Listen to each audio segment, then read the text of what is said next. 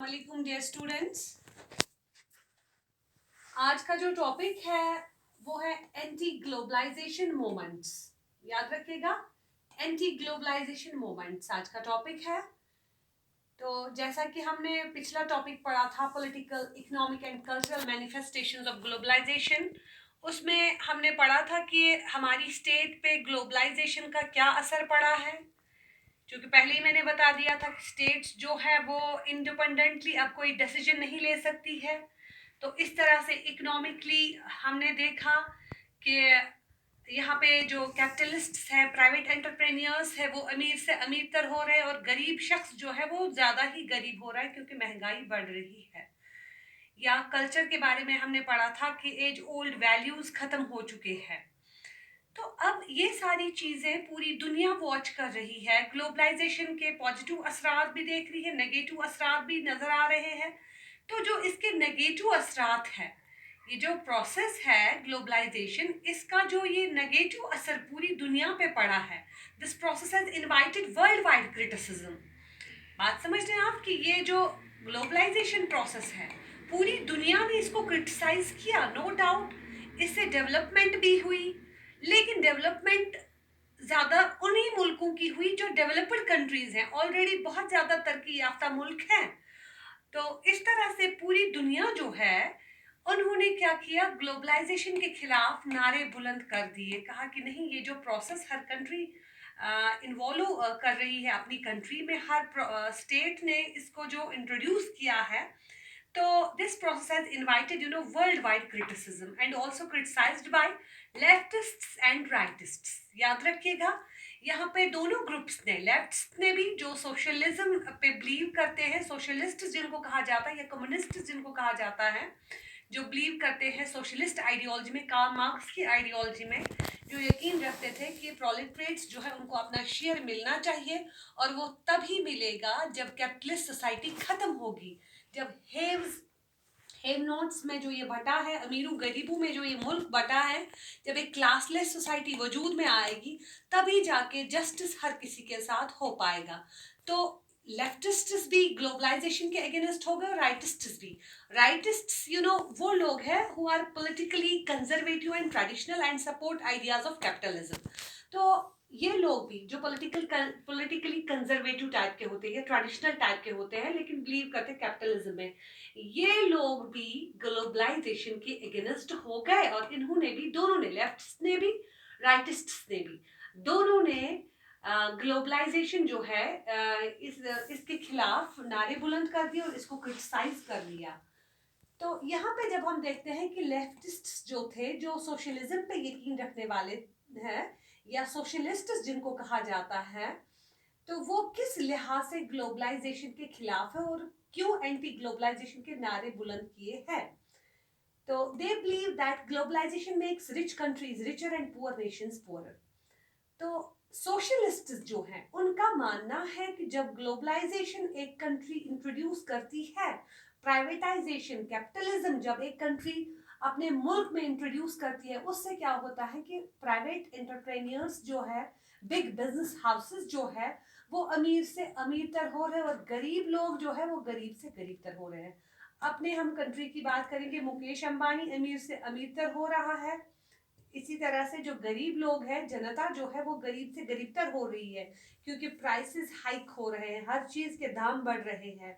तो इस तरह से महंगाई बढ़ गई है, हर एक चीज जो है महंगी हो गई है, उससे नेचुरली गरीब लोग जो है वो अफोर्ड नहीं कर पाते हैं।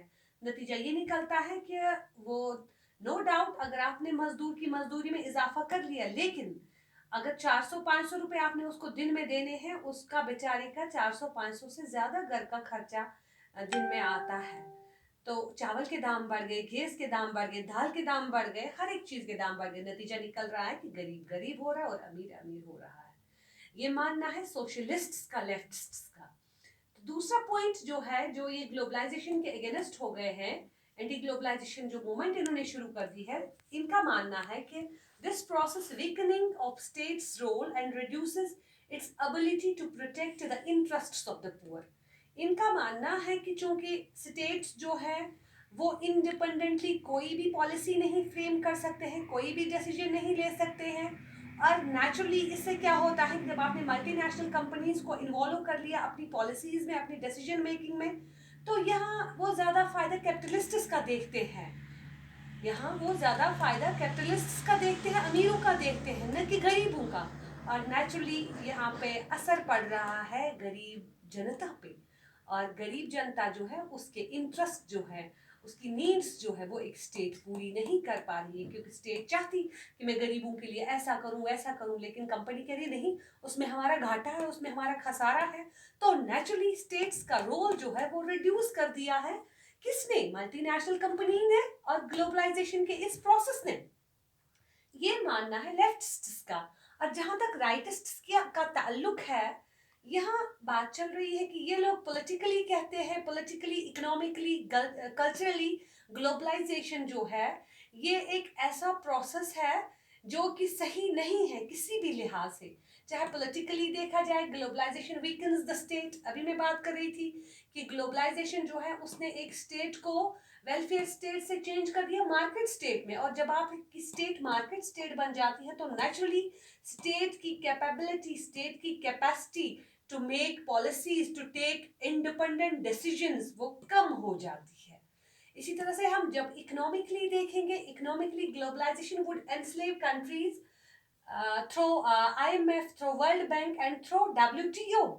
इकोनॉमिकली स्टेट्स जो है, इकोनॉमिकली ग्लोबलाइजेशन जो है, इसने पूरी कंट्रीज को क्या कर लिया है? गुलाम बना लिया है।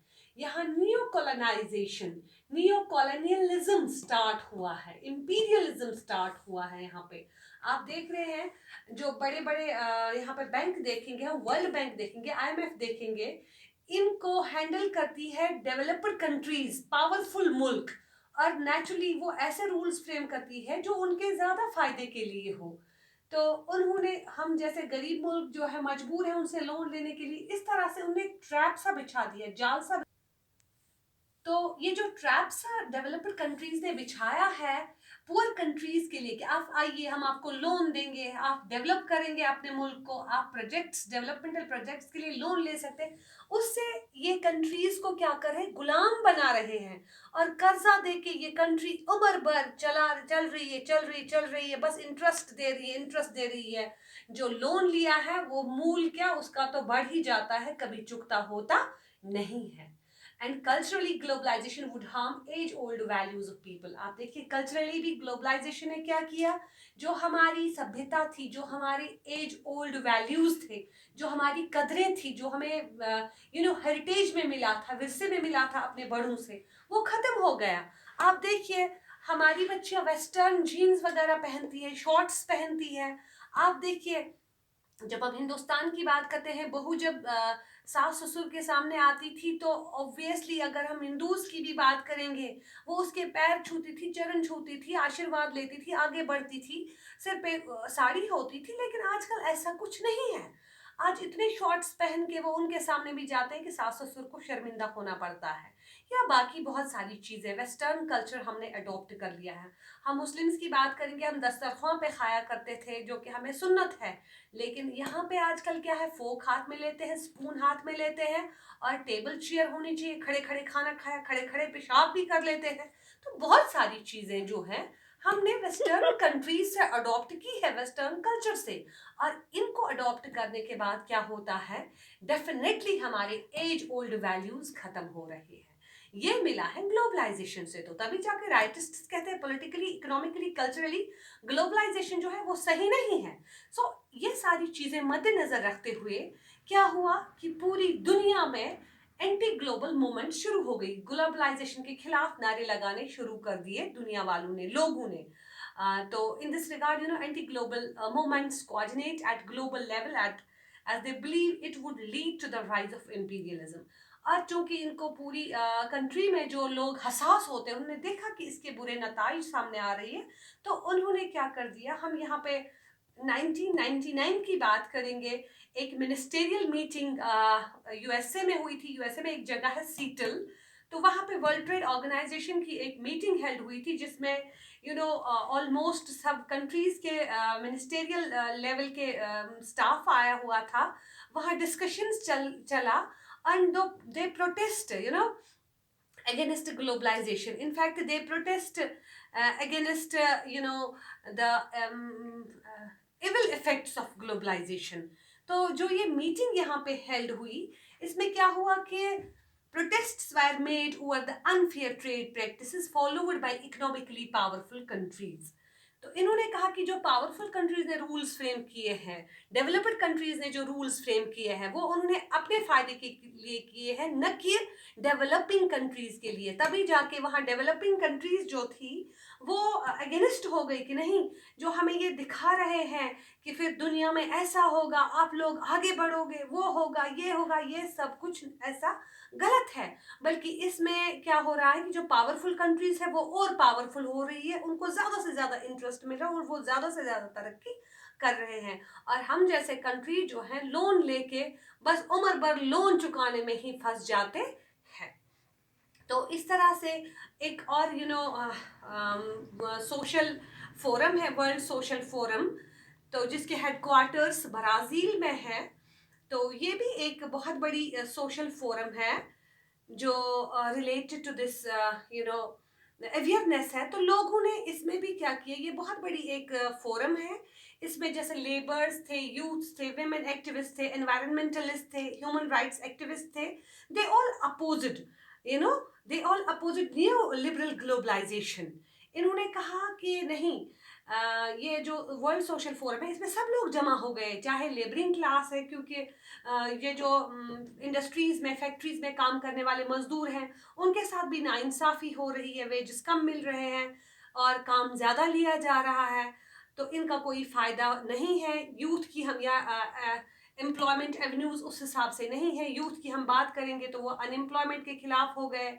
वेमेन एक्टिविस्ट्स की बात करेंगे, उन्होंने नारे शुरू कर दिए कि औरतों के साथ भी ज़्यादती हो रही है, उनको वो दर्जा नहीं दिया जा रहा है, उनको वो स्टेटस नहीं मिल रहा है जो उनको मिलना चाहिए. तो वैल्यूज़ ख़त्म हो रहे हैं, कदरें ख़त्म हो रही है. एनवायरमेंटलिस्ट इसके खिलाफ हो गए कि ये जो ग्लोबलाइजेशन का नारा है, ज़्यादा से ज़्यादा इंडस्ट्रीज, ज़्यादा से ज़्यादा फैक्ट्रीज आप खोलिए, इससे ज़्यादा से ज़्यादा पोल्यूशन भी बढ़ने लगा. तो या ह्यूमन राइट्स एक्टिविस्ट्स वगैरह सारे के सारे जो है they all opposite new liberal globalisation. इन्होंने कहा कि नहीं, हम ये जो ग्लोबलाइजेशन प्रोसेस है हम इसके सभी मुखालफत करते हैं, मजम्मत करते हैं. इस प्रोसेस से ज़्यादा प्रॉब्लम्स ही खड़ी हो गई. तरक्की उन लोगों की हुई, तरक्की उन मुल्कों की हुई जो कि ऑलरेडी तरक्की याफ्ता थे, और तरक्की पजीर मुल्क जो है वो और ज़्यादा गरीब होने लगे. हालांकि वर्ल्ड सोशल फोरम जो है इसमें हर कोई जो है, मैंने अभी बात की, चाहे एनवायरमेंटलिस्ट हो जो कोशिश कर रहा है कि अर्थ को सेव करने के लिए, जो चाहता है कि मेरी अर्थ जो है, मेरा जो ग्रीन प्लैनेट है, यहाँ हर टाइप्स के जितने भी पोल्यूशंस है वो ख़त्म हो जाए. या बात करेंगे यूथ की, उनसे रिलेटेड जो अनएम्प्लॉयमेंट प्रॉब्लम है, पॉवर्टी है, तो चूँकि अमीर अमीर हो रहा है, गरीब गरीब हो रहा है, इंसानों का काम मशीनों ने ले लिया ज़्यादा से ज़्यादा. अगर कहीं किसी फैक्ट्री में 1000 लोगों को रोज़गार मिलता था, वहाँ 10 मशीनें इंट्रोड्यूस की और वहाँ पे खाली 10 ही लोग अपॉइंट हो गए. नतीजा ये निकला, बेरोज़गारी बढ़ गई. तो ये वर्ल्ड सोशल फोरम भी काम कर रही है इसके खिलाफ कि ग्लोबलाइजेशन जो है इसने ज़्यादा से ज़्यादा नेगेटिव असरात ही अपने छोड़े हैं. हालांकि इस सोशल फोरम की पहली मीटिंग जो है वो हेल्ड हुई थी 2001 में ब्राज़ील में, जहाँ पे इसके हेडक्वार्टर्स हैं, और 2016 तक इसकी 15 मीटिंग्स हुई हैं.